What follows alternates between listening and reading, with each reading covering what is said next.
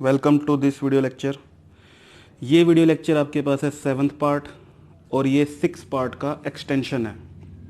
6 parts बहुत लंबा हो गया था, लेकिन कुछ क्वेश्चन उसके अंदर रह गए थे, तो उन्हीं क्वेश्चंस को हम 7th पार्ट में कंटिन्यू करेंगे, जो कि 6 पार्ट का ही एक्सटेंशन है। और 6 पार्ट में हमने क्या स्टडी किया था? 6 पार्ट में हम स्टडी कर रहे थे numericals related to registers in series, registers in parallel. तो जिन बच्चों ने वो वीडियो नहीं देखी है, पहले वो वीडियो देख लीजिए और उसके बाद इस वीडियो पर आएँ आप। क्वेश्चन नंबर 6 आज हम स्टडी करेंगे। तो क्वेश्चन नंबर 6 से पहले ऑब्वियस बात है कि हम 5 क्वेश्चंस कर चुके हैं, तो पहले उन 5 क्वेश्चन की अंडरस्टैंडिंग आपको होनी बहुत ज़रूरी है और उसके बाद आप आगे बढ़िए। तो चलिए स्टार्ट करते हैं। 6 क्वेश्चन हमारा, find the equivalent resistance of the following combinations of register. आपको क्या करना है? आपको सर्किट डायग्राम्स में जो रेसिस्टेंस हैं उनको, उनका ही रिजल्टेंट आपको फाइंड आउट करना है। इसके अलावा कुछ नहीं करना। कोई करंट आपको कैलकुलेट नहीं करना, कोई पोटेंशियल डिफरेंस आपको फाइंड आउट नहीं करना। सिर्फ और सिर्फ इक्विवेलेंट रेसिस्टेंस ही आपको फाइंड आउट करना है। तो उसके लिए क्या चाहिए आपको? उसके लिए आपको कॉम्बिनेशंस की कंप्लीट नॉलेज होनी ज़रूरी है। इसमें आप ध्यान से देखेंगे तो करंट यहाँ से चलना शुरू किया, पॉजिटिव टर्मिनल से नेगेटिव टर्मिनल, कन्वेंशनल करंट। यहाँ पर आने के बाद ये दो पार्ट में स्प्लिट हो जाता है, यानी कि ये दोनों पार्ट आपके पास क्या हो गए? पैरेलल में हो गए। इसकी आपको अच्छी खासी नॉलेज वीडियो 5 और वीडियो लेक्चर 6 से मिल चुकी होगी। नहीं मिली है तो पहले आपको उसको ही समझना पड़ेगा, क्योंकि फिर ये क्वेश्चन आपको समझ में नहीं आएगा कि ये वो कह रहा है कि ये पैरेलल में कैसे है। पैरेलल में कैसे हैं? क्योंकि आपका करंट यहाँ पर स्प्लिट हो गया। जब भी करंट आपका स्प्लिट होता है वो कॉम्बिनेशन आपका पैरेलल में शुरू हो जाता है।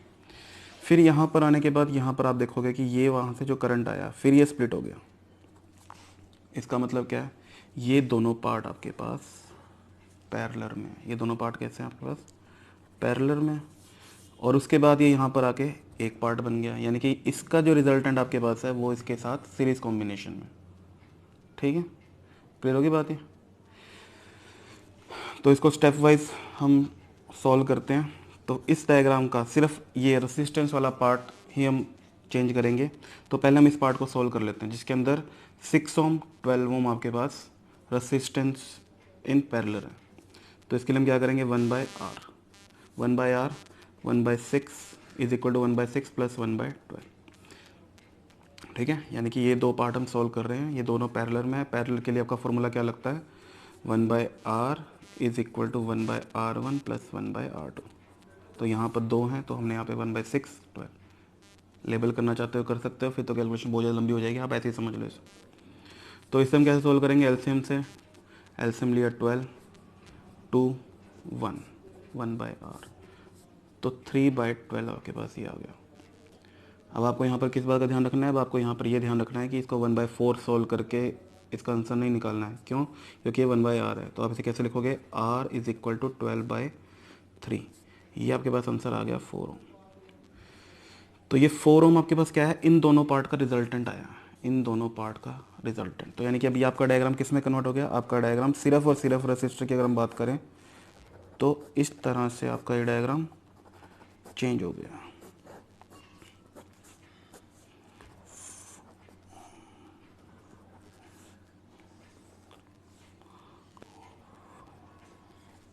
ठीक है, ये वाला पार्ट सॉल्व करके इस पार्ट में चेंज हो गया, बाकी सारा का सारा पार्ट आपके पास सेम है।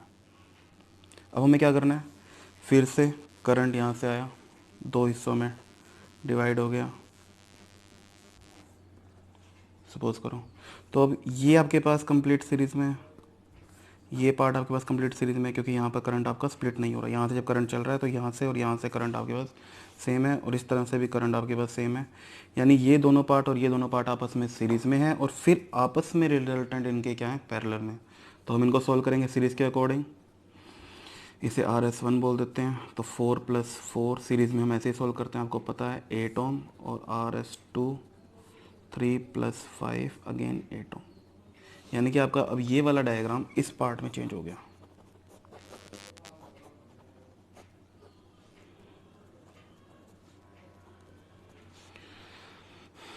ठीक है, पहले ध्यान से देखो, ये ऊपर वाला पार्ट इसमें हमने इन दोनों को सॉल्व किया, हमारा ये वाला पार्ट बना। अब हमने इन दोनों को सॉल्व करके ये वाला पार्ट बनाया और इन दोनों को सॉल्व करके हमने ये वाला पार्ट बनाया, जिसकी वैल्यू क्या आई है, 88 ओम आई है। कैसे आई है, सीरीज़ कॉम्बिनेशन के अकॉर्डिंग सॉल्व करके। अब हमारे पास फाइनल रिजल्ट आएगा इन दोनों को पैरेलल में सॉल्व करके। अब इन दोनों को पैरेलल में सॉल्व करेंगे, 1/RP is equal to 1/8 plus 1/8।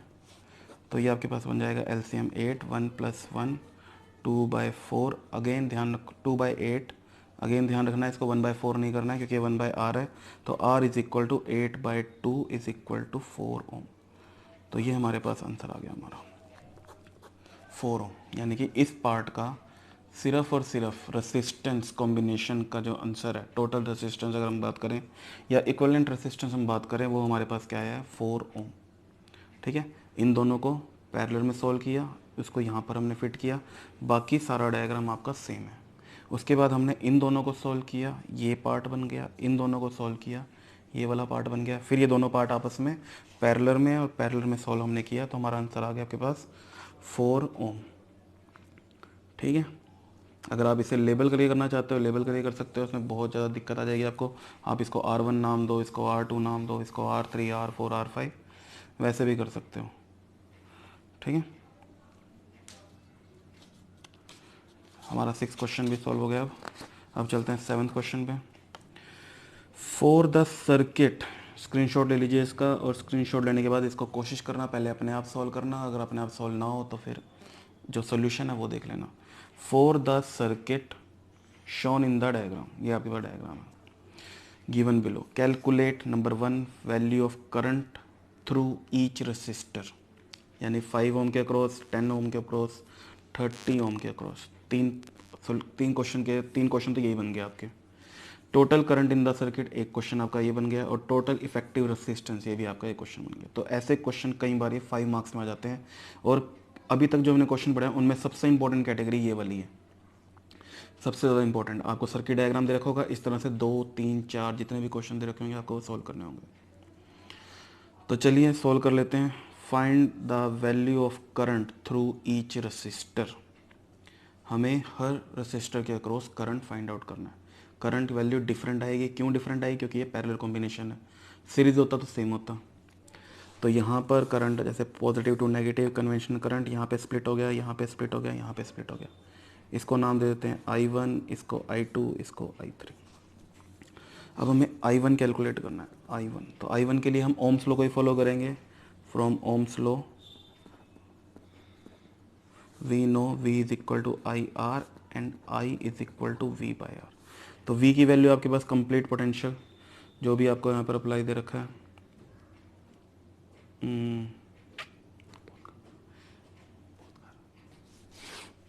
Potential आपको 6 वोल्ट दे रखा है, इसको 6 वोल्ट मान लेते हैं, कर लेते हैं। Potential is equal to 6 volt. तो V/R, V की वैल्यू 6 वोल्ट और R की वैल्यू 5, 6/5 1.2 एम्पियर। I2 की वैल्यू V/R2 यानी 6/10। इसे हम लेबल कर सकते हैं R1, R2, R3। ठीक है, तो ये बन जाएगा आपके पास 0.6 एम्पियर। इसी तरह से I3 V/R3, V की वैल्यू 6, R की वैल्यू यानी R3 की वैल्यू 30, 1/5 0.2 एम्पियर। यानी कि 5 ओम के रिस्पेक्टिव करंट आपके पास है 1.2 एम्पियर, 10 ओम के अक्रॉस 0.6 और I3 यानी 30 ओम के अक्रॉस 0.2 एम्पियर। और ये रहा हमारा फर्स्ट क्वेश्चन का आंसर, यहाँ से आपको पता लग गया होगा। अब बारी आती है total current in the circuit. Total current in the circuit के लिए आप क्या कर सकते हो, I1, I2, I3 का सम कर सकते हो। ठीक है, आप यहाँ पे लिख सकते हो we know that sum of I1, I2, I3 is equal to total current through the circuit. Total current through circuit, तो I1 की वैल्यू 1.2, I2 की वैल्यू 0.6 और I3 की वैल्यू 0.2। इनको आप सम करोगे आपके पास कितना आ जाएगा, 2 एम्पियर आ जाएगा। तो ये रहा आपका 2 एम्पियर। अगर आप इसे ऐसे नहीं निकालना चाहते, किसी और तरीके से निकालना चाहते हैं, वो भी हम कर सकते हैं। उसके लिए हमें क्या करना होगा, टोटल रेसिस्टेंस निकालना पड़ेगा इन तीनों रेसिस्टर्स का, और उसके अकॉर्डिंग भी हो जाएगा। ये भी सही है, इसका हम चेक कर लेंगे आंसर कि 2 एम्पियर सही भी है कि नहीं है। कैसे चेक करेंगे, पहले हम थर्ड पार्ट को सोल्व कर लेते हैं। फिर थर्ड पार्ट आपके पास है कि total effective resistance. Total effective resistance यानी कि इन तीनों का कंबाइन रेसिस्टेंस क्या होगा। तो आपको पता है ये पैरेलल में है, तो पैरेलल के लिए आप क्या करोगे, 1/R पी या 1/R भी रख सकते हो आप। 1/R पी जस्ट पैरेलल के लिए शो कर दिया। अगर वैसे भी पता लग रहा है पैरेलल है तो पी नहीं भी लगाते तो भी कोई दिक्कत नहीं है। तो 1/5 प्लस 1/10 प्लस 1/30, इनका हमें एलसीएम लेना पड़ेगा। LCM 36 plus 3 plus 1 again 10/30, 1/RP। तो यहाँ पर RP की वैल्यू आपके पास आ जाएगी 30/10, 3 ओम। यानी टोटल इफेक्टिव रेसिस्टेंस जो इस कॉम्बिनेशन का आपके पास है वो क्या आ गया आपके पास, 3 ओम आ गया। ये रहा हमारा थर्ड क्वेश्चन का आंसर। अब बात आती है कि हम इसके सेकंड पार्ट के आंसर को चेक कर सकते हैं, टेस्ट कर सकते हैं। कैसे कर सकते हैं कि कंप्लीट आर वैल्यू हमारे पास है 3 ओम, कंप्लीट वी वैल्यू हमारे पास है 6 वोल्ट। हमें आई की वैल्यू निकालनी है ना, तो यहाँ पर हम ओम्स लॉ लगाएंगे। Ohm's law, V is equal to I R, तो आई की वैल्यू बन जाएगी V/R। तो कंप्लीट V पोटेंशियल हमारे पास है 6 वोल्ट, कंप्लीट R यानी कि रेसिस्टेंस हमारे पास है 3 ओम, तो ये आपके पास आ गया 2 एम्पियर। तो देखो ये 2 एम्पियर हमारे पास आंसर आ गया। तो अगर आप individual current I1 I2 I3 को सम करना चाहते हो यहाँ से कर सकते हैं, और अगर आपको इस तरीके से निकालना है, ओम्स लॉ को फॉलो करते हुए निकालना है, तो ओम्स लॉ को फॉलो करते हुए निकाल सकते हैं। तो ये क्वेश्चन बहुत इंपॉर्टेंट है, इसे वेरी इंपॉर्टेंट कैटेगरी में आप डाल लीजिए, क्योंकि इस तरह का क्वेश्चन ही आपके पास आने वाला है। एक सर्किट डायग्राम दे रखा होगा, मैक्सिमम टाइम ऐसा ही आता है, इससे कॉम्प्लिकेटेड नहीं आता। अगर आता है तो उसमें कुछ कह नहीं सकते, लेकिन आता नहीं है जनरली, इसी ऐसे ही आपके पास क्वेश्चन आएगा, और उसमें आपको 3 से 4 पार्ट सोल्व करने होंगे। ठीक है, तो ये क्वेश्चन आपका 3 से 5 मार्क्स तक का बन जाता है। ठीक है, चलिए अब चलते हैं हमारे 8th क्वेश्चन पे। 8th क्वेश्चन, 8th क्वेश्चन भी एक नई कैटेगरी को रिप्रेजेंट कर रहा है। यहाँ पर ध्यान से देखना इस क्वेश्चन को। When two resistors of resistance R1 and R2 are connected in parallel, screenshot ले लीजिए इसका, और इस कैटेगरी को ध्यान रखना है। इस कैटेगरी से रिलेटेड क्वेश्चन कैसे करने हैं वो आपने समझना पड़ेगा। When two resistors of resistance R1 and R2 are connected in parallel, the net resultant is 3 ohm. When connected in series, its value is 16 ohm. Calculate R1 and R2। आपको क्या करना है, R1 और R2 की value calculate करनी है। जब ये R1 और R2 कंडीशन आपको दे दी, फर्स्ट ऐसे कंडीशन आपको दे दी है, कंडीशन फर्स्ट, जब इनको हम पैरेलल में सॉल्व करते हैं या जब पैरेलल में इनको जोड़ते हैं, तब हमारे पास जो नेट रिजल्टेंट है वो 3 ओम है। इसका मतलब क्या है, आप ऐसे लिखोगे 1/RP is equal to 1/R1 plus 1/R2। तो ये RP की जो वैल्यू है ना, ये वैल्यू आपके पास है 3 ओम। तो क्या बन जाएगा इसका, 1/3 is equal to 1/R1 plus 1/R2। ये फर्स्ट कंडीशन। सेकंड कंडीशन आपके पास ये है कि जब हम इन रेसिस्टेंस को सीरीज़ में जोड़ते हैं, सीरीज़ में मीन्स लाइक दिस, तब हमारे पास टोटल रेसिस्टेंस आता है 16 ओम, यानी कि 16 is equal to R1 plus R2। तो अब हमें यहाँ पर क्या करना है, अब आपको यहाँ पर लीनियर इक्वेशन की तरह, जैसे आप मैथ में सॉल्व करते हो x plus Y is equal to this, और x प्लस कुछ भी पैरामीटर्स वहाँ पर होते हैं, तो x plus Y is equal to होता है ना, और x और y की वैल्यू निकालते हो, तो बिल्कुल वैसे ही आपको सॉल्व करना है। तो यहाँ पर आपका R1 प्लस R2 16 ओम आपको डायरेक्ट दिया हुआ है। अब आपको वही ऐसी ही चीज़ यहाँ पर फाइंड आउट करनी है, और उसके बाद उन्हें सिंपली सॉल्व करना है, और कुछ भी नहीं करना। तो यहाँ पर हम सॉल्व, ये बिल्कुल सिंपल है, इसी को कर सकते हैं, तो इसको सॉल्व करने की कोशिश करेंगे। तो ये बन जाएगा आपके पास 1/3 R1 R2, यहाँ पर R2 R1, क्रॉस मल्टीप्लाई करेंगे, एलसीएम लेके सॉल्व करेंगे पहले, फिर क्रॉस मल्टीप्लाई करेंगे। क्रॉस मल्टीप्लाई में आपका बन जाएगा R1 R2 3 of R2 3 of R1, यानी कि हम यहाँ पे 3 कॉमन लेते हैं, R1 प्लस R2, ठीक है। अब इस R1 R2 की वैल्यू आपको पता है 16 ओम हमें दे रखी है, पुट कर देते हैं। Put R1 plus R2 is equal to 16 ohm. तो ये बन जाएगा आपके पास R1 R2 is equal to 3 into 16 that is 48। तो R1 R2 is equal to 48। तो यहाँ से आप क्या करोगे, आप R1 R2 की वैल्यू निकालो, किसी भी एक पार्ट की वैल्यू निकालोगे और उसे इक्वेशन नंबर 2 में पुट कर दोगे। तो हम सपोज करो यहाँ पे R1 की वैल्यू रख लेते हैं। तो R1 की वैल्यू आपके पास आ गई 48/R2, ठीक है। कैलकुलेशन थोड़ी सी टिपिकल होने वाली है, तो ध्यान से देख लीजिए दोबारा। पहले हम फर्स्ट कंडीशन को अप्लाई करेंगे, 1/3 is equal to 1/R1 plus 1/R2, ठीक है। क्योंकि अगर हम रेसिस्टेंस को पैरेलल में जोड़ते हैं तो आंसर आता है 3, यानी कि RP की वैल्यू 3 है जब पैरेलल में जोड़ते हैं। पैरेलल में जोड़ने का मतलब क्या है, R1 प्लस R2, और जब सीरीज में जोड़ते हैं यानी कि R1 प्लस R2 करते हैं तो आता है 16 ओम। अब हमने क्या किया, सेकंड इक्वेशन बिल्कुल स्ट्रेट है, इसमें कुछ नहीं चेंज करना, हमें इसमें चेंज करें R1 में, इक्वेशन नंबर 1 में। इक्वेशन नंबर 1 में हमने क्या किया, एलसीएम लिया, और एलसीएम लेने के बाद इन सब मेथड्स को फॉलो करते हुए हमने R1 की वैल्यू निकाली, R1 की value in term of R2। तो क्या है हमारे पास 48/R2। अब इस इक्वेशन को हम सेकंड इक्वेशन में प्लेस करेंगे और हम वहाँ से क्वाड्रेटिक इक्वेशन बना के आंसर को सॉल्व करेंगे। कैसे करेंगे, ध्यान से देखो। तो 16 is equal to R1, R1 की वैल्यू क्या है 48/R2 प्लस R2। अब यहाँ पे आप क्या करोगे, क्वाड्रेटिक इक्वेशन बनाओगे। कैसे बनाओगे, एलसीएम लेके। तो एलसीएम लेंगे R2 ओवरऑल, तो ये बन जाएगा आपके पास 16R2 48 और R2 का स्क्वायर। अब यहाँ से इसका कोई रोल नहीं रहा, तो ये हमारे पास बन गया 16R2 48 प्लस R2 का स्क्वायर। तो ये बनेगा R2 का स्क्वायर माइनस, इसको हम राइट हैंड साइड लेके चले गए, 16R2 प्लस 48। ये आपके पास क्वाड्रेटिक इक्वेशन बन गई, like x square minus 16x plus 48। बिल्कुल वैसे इसे सॉल्व करेंगे क्वाड्रेटिक इक्वेशन को। तो ये बनेगा आपके पास 12R2 माइनस 4R2 प्लस 48। तो यहाँ से R2 common, R2 minus 12, 4R2 minus 12, तो R2 minus 12 into R2 minus 4। और ये आपको पता ही है 0 के इक्वल होता है ना, बिल्कुल क्वाड्रेटिक इक्वेशन जैसे सॉल्व कर रखी है वो उस तरह से ये क्वाड्रेटिक इक्वेशन यहाँ पर आपको सॉल्व करने आनी बहुत ज़रूरी है। तो यहाँ से इफ़ R2, यहाँ से R2 की वैल्यू आपके पास 12 ओम भी आ सकती है, 4 ओम भी आपके पास आ सकती है, ठीक है।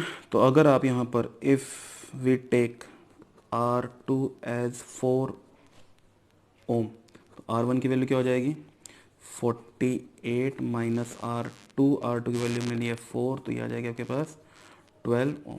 If R2 is 4 ohm, R1 is 12 ohm. If R2 is 12 ohm, तब R2 की वैल्यू क्या हो जाएगी 48/12 दैट इज़ 4 ओम।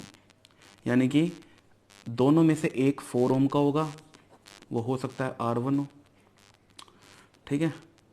अगर R1 4 है तो R2 12 हो जाएगा, और अगर R1 आपके पास 12 है तो R2 आपके पास 4 है, यानी कि आंसर जो आपका 4 और 12 में रहेगा।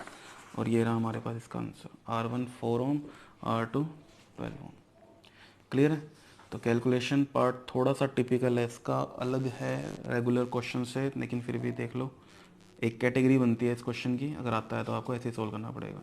यहाँ पर वो क्या करेंगे, जस्ट आपको वैल्यू को डिफरेंट करके दे देंगे, आंसर इसी तरह सोल्व करना पड़ेगा आपको, ठीक है भाई। जब पैरेलल में जोड़ते हैं तो हो सकता है वहाँ पे 3 की जगह 6 आ जाए, 9 आ जाए, 12 आ जाए, और इसी तरह से RS की वैल्यू यहाँ पर 16 के अलावा कुछ भी दे सकते हैं। मेथड आपको यही फॉलो करना है और आपके पास R1 और R2 दोनों की वैल्यूज़ आ जाएंगी। इंपॉर्टेंट कैटेगरी है, ध्यान रखना है इसका। कैसे होगा, ध्यान रखना है, क्वाड्रेटिक इक्वेशन की फॉर्म में कन्वर्ट करके होगा। हमें दोनों में से R1 या R2 में से एक वैल्यू लेनी पड़ेगी in term of other quantity. अगर R1 की वैल्यू लेते हो तो R2 में आएगी, और यहीं पर अगर आप R2 की वैल्यू लेते हो तो R1 में आएगी। फिर उसे सीरीज़ वाली में पुट करके क्वाड्रेटिक इक्वेशन बना के और आपको अपना आंसर सॉल्व करना है। ओके, तो अब हम चलते हैं क्वेश्चन नंबर 9 पर। क्वेश्चन नंबर 9 भी एक कैटेगरी है और इस कैटेगरी से रिलेटेड क्वेश्चन आपके पास आ सकता है। तो क्वेश्चन कैसे करना है ध्यान से देखिए आप। पहले स्क्रीनशॉट ले लीजिए इसका, और इसके बाद इसको अपने लेवल पे ट्राई करना, और अपने लेवल पे नहीं होता है तो सोल्यूशन देख लेना, और उसके बाद इससे रिलेटेड जितने भी क्वेश्चंस होते हैं वो इसी तरह से सोल्व होंगे आपके। तो 3 रेसिस्टर्स ऑफ, यानी इनकी वैल्यू दे दी आपके पास। 3 रेसिस्टर्स हैं आपके पास, वैल्यू है फर्स्ट की या किसी भी मान सकते हैं आप, 6 ओम, 3 ओम, 2 ओम। 3 रेसिस्टेंस हैं, वैल्यूज आपके पास हैं 3 ओम, 2 ओम, 6 ओम। आर कनेक्टेड टुगेदर, हमने उनको कनेक्ट करना है। अब बारी आती है सबसे इंपॉर्टेंट बात की, so that the total resistance, इन तीनों को कंबाइन करना है, और इस तरह से कंबाइन करना है कि इन तीनों का जो कॉम्बिनेशन आए वो ग्रेटर देन 6 हो बट लेस देन 8 हो। यानी जो रिजल्टेंट आपके पास आए वो आपके पास, या रेसिस्टेंस जो वैल्यू आपके पास आएगी इक्विवेलेंट रेसिस्टेंस की वैल्यू, वो आपके पास 6 से ज़्यादा होनी चाहिए और 8 से कम होनी चाहिए। 6 से बड़ी, 6 ओम से ग्रेटर, और 8 ओम से लेस, कम। ठीक है, तो ऐसा क्वेश्चन अगर आपके पास आता है तो कैसे करना है ध्यान से देखो। आपके पास हैं 3 रेसिस्टर्स,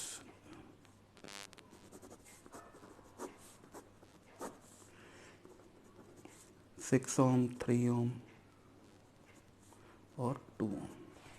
ठीक है, अब सबसे इम्पोर्टेंट बात आपको ये देखना है कि क्या हम इन सीरीज में जोड़ सकते हैं, और इसके लिए आपको कॉन्सेप्ट की नॉलेज होनी चाहिए। आपको जो मैंने आपको कंक्लूजन करवाए थे, conclusion, important conclusion of series and parallel combination, उसके बारे में आपको नॉलेज होनी चाहिए। तो वहाँ पर आपको एक पॉइंट बताया गया था कि अगर हम 3 रजिस्टर्स को सीरीज में जोड़ते हैं तो सीधा R1 plus R2 plus R3 आप कर दोगे, और अगर हम वो यहाँ पर करें तो 6 प्लस 3 प्लस 2 कितना हो गया आपके पास, 11 ओम हो गया। 11 ओम 6 से तो बड़ा है, फर्स्ट कंडीशन तो अप्लाई हो रही है, लेकिन दूसरी कंडीशन लेस देन 8 से छोटा नहीं है। तो यानी कि हम इन तीनों को सीरीज में नहीं जोड़ सकते, we can't connect them in series, series में हम इसको नहीं जोड़ सकते। अब बारी आती है पैरेलल कॉम्बिनेशन की। क्या हम इन्हें पैरेलल कॉम्बिनेशन में जोड़ सकते हैं? तो हम इन्हें पैरेलल कॉम्बिनेशन में जोड़ सकते हैं, क्या नहीं जोड़ सकते, इसका आंसर भी कंक्लूजन में ही छुपा हुआ है। Conclusion of resistance in parallel combination, वहाँ पर आपके पास क्या बताया था मैंने आपको कि अगर हम 3 रेसिस्टेंस को या 4 को या जितने भी आपके पास दे रखे हैं उन्हें हम पैरेलल में जोड़ते हैं तो जो रिजल्टेंट है आपका वो लीस्ट से भी कम आता है। जैसे मान लो यहाँ पर आपके पास 3, 6 और 2 ओम दे रखे हैं ना, तो अगर हम इन्हें पैरेलल में जोड़ेंगे तो उसका आंसर आपका लीस्ट वैल्यू यानी कि 2 ओम वैल्यू से भी कम आएगा। अगर आपको यकीन नहीं है तो आप देख सकते हो चेक करके, 1/r is equal to 1/3 plus 1/6 plus 1/3 plus 1/2। इनका हम एलसीएम लेंगे, एलसीएम आपके पास यहाँ पर आ जाएगा 12, 2, 4, 6। ठीक है, 2, 4, 6 आ गया, कंबाइन करके आपके पास क्या आ जाएगा 12। तो आर की वैल्यू क्या आ गई, 12/12 is equal to 1 ohm. Okay, तो पैरेलल में आपका जो रिजल्टेंट आएगा वो लीस्ट वैल्यू से भी कम आएगा। लीस्ट वैल्यू यहाँ पर क्या दे रखी है, 2 ओम, जैसे यहाँ पे 2 ओम दे रखी है आपको, तो इससे भी कम आएगा, वो आ चुका है 1 ओम। तो इसका मतलब क्या है, हम इन्हें सेपरेट पैरेलल में भी नहीं जोड़ सकते। इन तीनों को हम कंप्लीट सीरीज में नहीं जोड़ सकते और इन तीनों को कंप्लीट हम पैरेलल में भी जोड़ सकते हैं। उसके बाद क्या है आपके पास, उसके बाद आपके पास है कि इन दोनों का कॉम्बिनेशन बनेगा। कॉम्बिनेशन में क्या रहेगा, 2 सीरीज 1 पैरेलल हो सकता है, या फिर 2 पैरेलल 1 सीरीज हो सकता है। ठीक है ना, तो इसके बाद आप समझ जाइए यहाँ पर आपके पास क्या पॉसिबल है। या तो आपके पास ये वाला पार्ट पॉसिबल है, या फिर आपके पास ये वाला पार्ट इस तरह से पॉसिबल है। तो यहाँ पर आपको इस पार्ट में ज़्यादा सक्सेस मिलने वाली है, इस पार्ट से नहीं होगा। ये आपको एक तरह से ना जब नॉलेज हो जाएगी इन सारे क्वेश्चन करने के बाद, तब भी आपको पता लग जाएगा। वैसे तो हिट एंड ट्रायल मेथड ही है, आप वैल्यूज़ को पुट करते चलिए और आप उसका आंसर देखते चलिए। जब भी 6 और 8 के बीच में आ जाएगा तब वो आपका आंसर बन जाएगा। लेकिन मैं आपको यहाँ पर डायरेक्ट बता दूँ कि इसका आंसर आप इस तरीके से कर सकते हो, मीन्स 6 ओम पैरेलल सीरीज में with A parallel combination of 2 and 3। तो जब आप इनको सोल्व करोगे, इसको सोल्व करने के बाद आपका आंसर बिटवीन 6 एंड 8 आ जाएगा। कैसे आएगा देख के कर लेते हैं। वैसे आपको ये अरेंजमेंट बनाना भी है और कैलकुलेट भी करना है। तो यहाँ पर आपके पास बन जाएगा, इन दोनों को हमें सोल्व करना है पैरेलल में। पैरेलल में सोल्व कैसे करेंगे, 1/r is equal to 1/2 plus 1/3। तो यहाँ पर आपके पास आ जाएगा 6, 3 + 2 5/6। r की वैल्यू हो जाएगी 6/5 यानी 1.2 ओम।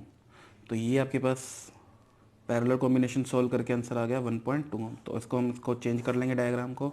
डायग्राम आपका चेंज हो जाएगा जस्ट इस पार्ट में, और इसे हम सोल्व करेंगे सीरीज़ में। तो इसको जोड़ के 6 + 1.2 को जोड़ के आपके पास आंसर आ जाएगा 7.2 ohm, which is lie between 6 and 8। 6 से बड़ा है और 8 से छोटी वैल्यू है। क्लियर हो रही है बात ये? तो बहुत ही इंपॉर्टेंट कैटेगरी है, एग्जाम में आती है आपके पास। ये 3 दे सकते हैं, 4 दे सकते हैं, नॉर्मली 3 ही देते हैं। 3 ही पार्ट आपको देते हैं, और कभी ना कभी इससे रिलेटेड क्वेश्चन आपके पास अच्छे लेवल पर आ जाता है। 3 रेसिस्टेंस वैल्यू दे रखी होंगी, उनका कॉम्बिनेशन आपने तैयार करना है जिससे आपकी वैल्यू इस तरह से दी हुई हो। ओके, पहले सीरीज़ में चेक कर लेना, सीरीज़ में नहीं हो पाएगा तो पैरेलल में चेक कर लेना, पैरेलल में नहीं होगा तो कॉम्बिनेशन में होगा, और कॉम्बिनेशन आपके पास यही दोनों बनते हैं। इन दोनों में से किसी कॉम्बिनेशन में भी वैल्यू पुट करके आपका आंसर आ सकता है। क्लियर है? ओके, अब चलते हैं अपने 10th क्वेश्चन। 10th क्वेश्चन भी एक अलग से कैटेगरी है क्वेश्चन की। इस category question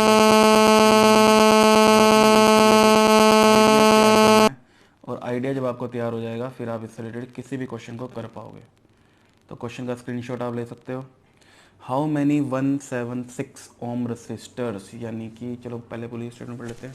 how many 176 ohm resistors are required to carry 5 ampere in 220 volt line.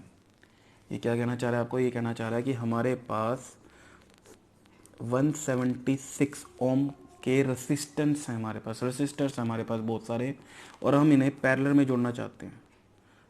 Parallel में जोड़ना चाहते हैं और इस तरह से जोड़ना चाहते हैं कि 220 वोल्ट लाइन के पास 5 एम्पियर का करंट आए। तो हमें इस तरह के यानी 176 ओम रेसिस्टेंस वैल्यू के कितने रेसिस्टर चाहिए, नंबर ऑफ रेसिस्टर्स यहाँ पर कितने रिक्वायर्ड हैं, ये हमें निकालना है। ठीक है, तो ये भी एक अच्छी कैटेगरी बनती है। दोबारा सुन लीजिए स्टेटमेंट को। How many 176 ohm resistor in parallel are required to carry 5 ampere in 220 volt line. हमारे पास ऐसे रेसिस्टर्स हैं जिसमें एक रेसिस्टर की वैल्यू 176 है और बहुत सारे हो सकते हैं। उन्हें हमें पैरेलल में जोड़ना है। पैरेलल में जोड़ने के बाद कंडीशन क्या होनी चाहिए कि 220 वोल्ट लाइन से जोड़ने पर 5 एम्पियर करंट ही फ्लो करे। तो हमें ऐसे कितने रेसिस्टेंस चाहिए, हमें वो नंबर निकालना है। ठीक है, तो ये क्वेश्चन कैसे होगा, ध्यान सुनो। सबसे पहले हम यहाँ पर जो रेसिस्टेंस रिक्वायर्ड है वो फाइंड आउट करेंगे। रेसिस्टेंस रिक्वायर्ड मीन्स कि हमारे पास 220 वोल्ट लाइन है, पोटेंशियल डिफरेंस है, 5 एम्पियर करंट हमने वहाँ से निकालना है, हमें वहाँ से चाहिए। तो रेसिस्टेंस कितना होगा हमें वो देखना है। तो यहाँ पर हम फॉलो करेंगे ओम्स लॉ को अपना। Ohm's law V is equal to I R. R की वैल्यू हम यहाँ पे निकाल लेंगे, तो V/I। V वैल्यू हमारे पास है 220 वोल्ट और I वैल्यू हमारे पास है 5 एम्पियर। तो इसके कॉरस्पॉन्डिंग हमें जो रेसिस्टेंस चाहिए इस कॉम्बिनेशन के थ्रू क्या होगा, वो आपके पास हो जाएगा 44 ओम। हमें क्या चाहिए, 44 ओम रेसिस्टेंस हमें चाहिए। जो रिजल्टेंट हमारे पास रेसिस्टेंस है वो कितना होना चाहिए, 44 ओम। अब 176 रेसिस्टेंस वैल्यू से एक रेसिस्टर की जो वैल्यू है 176 है, और पैरेलल में जोड़ के हमें ये वैल्यू निकालनी है। तो उसके लिए आपको n वैल्यू निकालनी है, और इसके लिए आपका कौन सा फॉर्मूला यूज़ होगा, इसके लिए आपका कंक्लूजन पार्ट यूज़ होगा, आपका conclusion of resistors in parallel combination. वहाँ पर आपके पास एक फॉर्मूला है RP is equal to R/N। ठीक है, ये वाला फार्मूला आपको वहाँ पर यूज़ करना है। तो RP की यानी कि जो रेसिस्टेंस पैरेलल का रिजल्ट है वो हमारे पास क्या है, 44 है। एक रेसिस्टर की वैल्यू हमारे पास कितनी है, 176 है, और हमें N की वैल्यू निकल जाएगी। तो N का फॉर्मूला यहाँ पर आपके पास क्या बन गया, R/RP।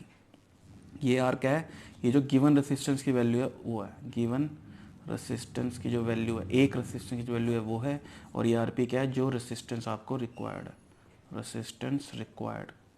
रेसिस्टेंस रिक्वायर्ड कहाँ से आया आपके पास, कंडीशन से आया कि 220 वोल्ट अप्लाई करने से 5 एम्पियर करंट हमारे पास आए। तो यहाँ पर आप वैल्यू पुट करोगे 176 डिवाइड बाय 44 और इसको सोल्व करके आपका आंसर आ जाएगा 4, यानी कि n की वैल्यू क्या आ गई 4। मीन्स हमें 4 रजिस्टर चाहिए जिसकी वैल्यू जिस एक रजिस्टर की वैल्यू 176 हो और हम उन्हें पैरेलल में जोड़ेंगे तो उस कंडीशन में हमारे पास 220 वोल्ट लाइन के थ्रू 5 एम्पियर करंट हमारे को मिल जाएगा।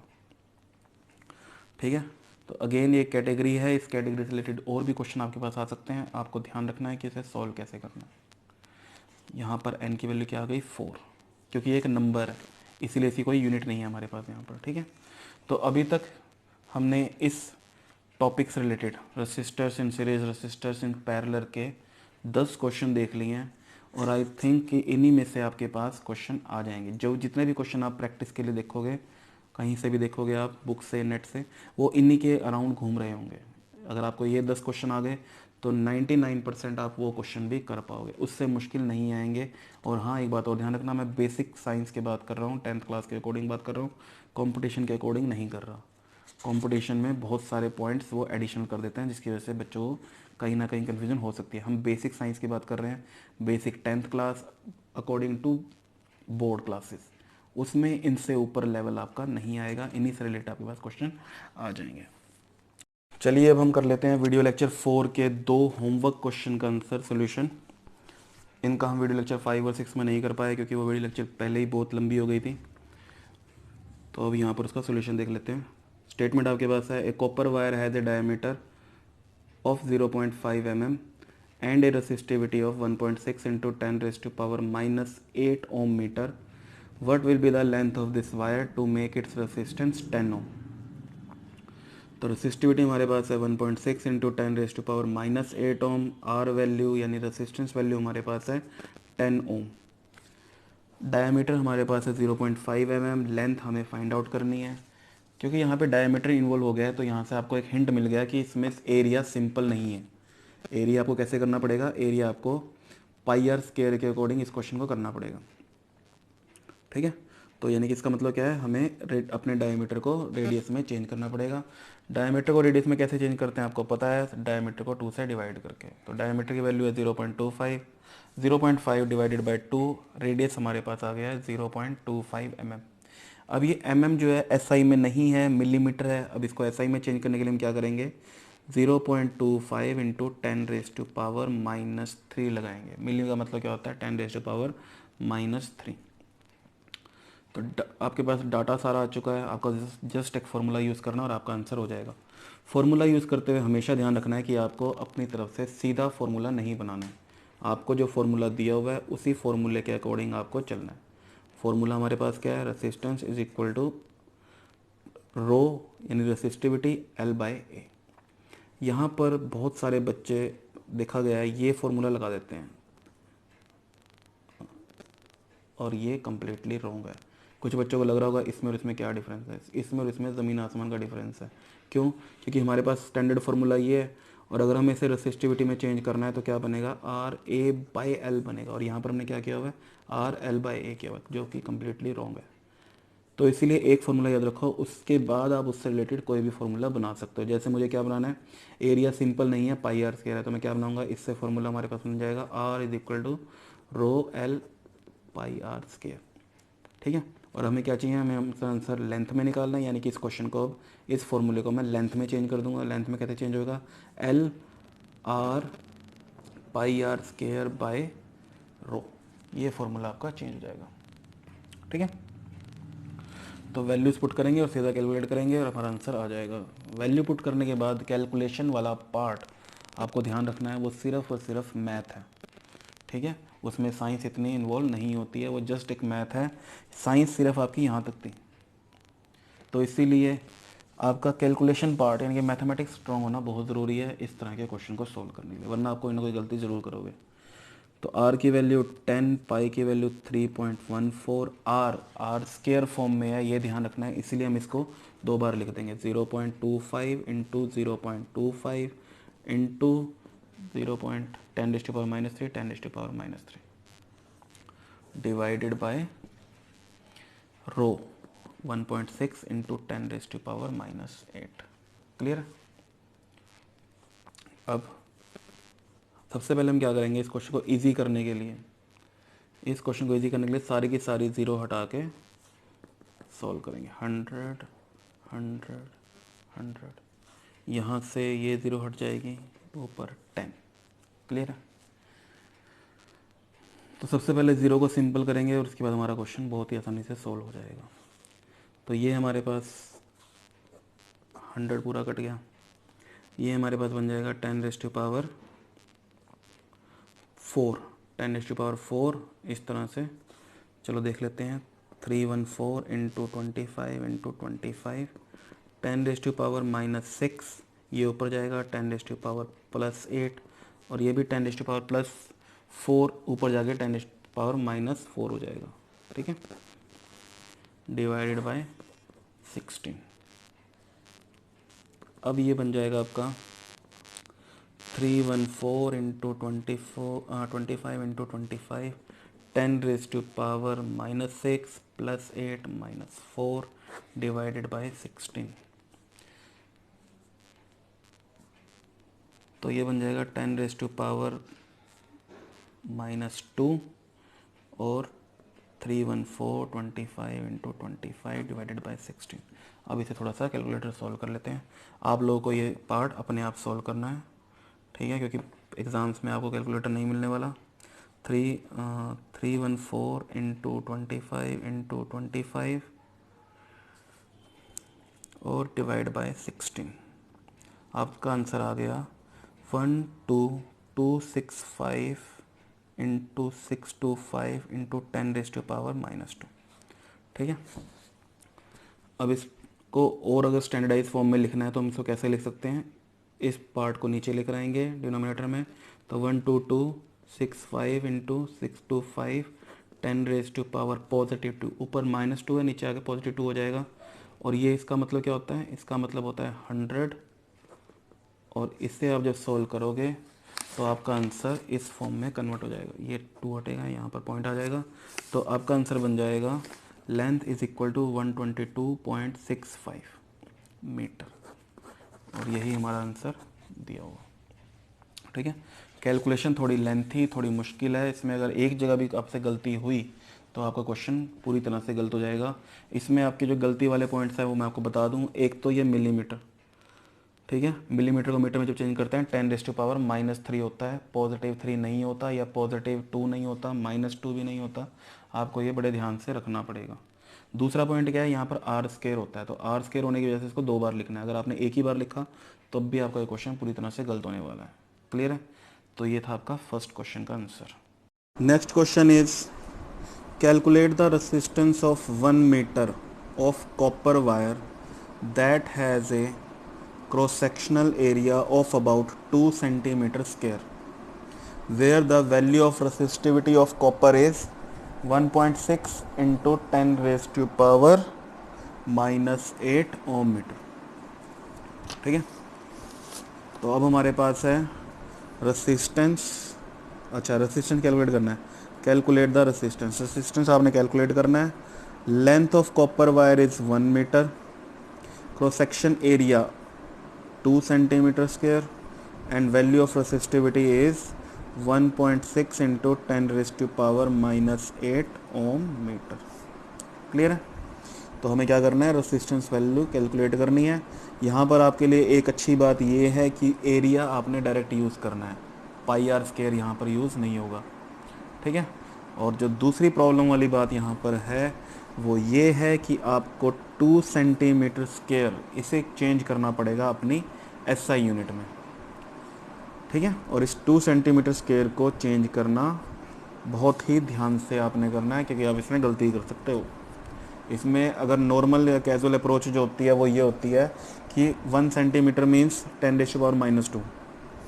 तो यहाँ पर मैक्सिमम बच्चे क्या करते हैं, जस्ट 10⁻⁻² ऐड कर देते हैं और वो सोचते हैं कि उनका आंसर मीटर² में कन्वर्ट हो चुका है। ऐसा नहीं है। यहाँ पर आपको क्या करना है, यहाँ पर cm² है, यानी कि आपका cm² होने की वजह से 2 बार आपको 10⁻² ऐड करना पड़ेगा यहाँ पर। ओके, तो अब आपका जो 2 सेंटीमीटर स्क्वायर है ये आपका कंप्लीट एसआई में कैसे चेंज होगा, जब आप 2 × 10⁻² और 10⁻² लिखोगे, और ये आपका क्या बन गया 2 × 10⁻⁴ मीटर। तो एरिया हमारे पास आ गया, लेंथ हमारे पास है, रो वैल्यू हमारे पास है, हमने सिर्फ और सिर्फ रेसिस्टेंस वैल्यू निकालनी है। रेसिस्टेंस वैल्यू के लिए फॉर्मूला यूज होगा आपका रो L/A। रो की वैल्यू है 1.6 × 10⁻⁻8।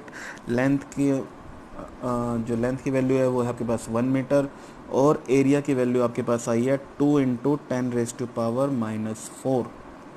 बस आपने इस पार्ट को सोल्व करना है, आपकी आर वैल्यू आ जाएगी। इसे कैसे सोल्व करेंगे, इसे सोल्व करेंगे, ये ऊपर जाएगा आपके पास, इसे हम काट देंगे 0.8, तो 0.8 × 10⁻⁻8, ये 10⁻⁻4 ऊपर जाएगा, +4 बन जाएगा, और आपका आंसर आ जाएगा 0.8 × 10⁻⁻4 ओम।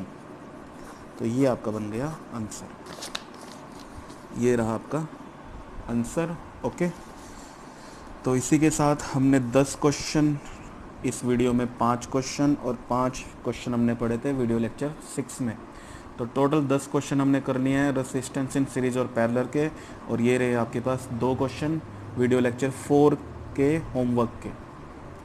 तो इसी के साथ थैंक यू, आई होप कि आपको सब कुछ समझ में आ गया होगा। नहीं समझ में आया तो आप वीडियो लेक्चर को बार बार देखिए, आपको समझ में आ जाएगा।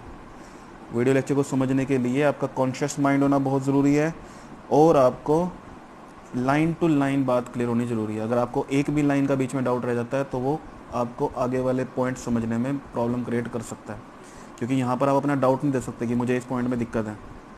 तो आपने क्या करना है, अपने आप ही अपनी रिस्पॉन्सिबिलिटी समझते हुए लाइन टू लाइन कंसेप्ट्स को पढ़ना है, सुनना है, समझना है, और लिख लिख के देखना है, प्रैक्टिस करना है। तो stay home, stay safe, thank you very much.